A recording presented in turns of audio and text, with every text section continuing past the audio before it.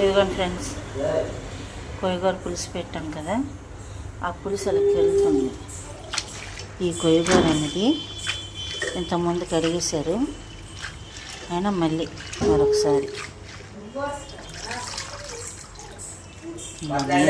తర్వాత ఇందులో చూసారా రొమ్మలు కానీ, చూడండి రొమ్మలు కానీ ఆకులు కానీ ఏమీ తెంపలేదు, ఏరలేదు. అంటే గడ్డి లాంటిదే ఏరాం, కానీ ఇది చిక్కోవాల్సిన అవసరం లేదు, అంటే చిక్కక్కర్లేదు.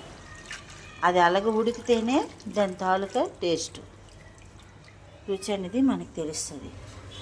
మీ ఇంట్లో పెద్దవాళ్ళు ఉన్నారనుకోండి, అమ్మ కానీ అమ్మమ్మ కానీ, వాళ్ళకి కొయ్యగూర బలుసుకోర బతుకుంటే బలుసుకో తిని బతుకుతామంటారు.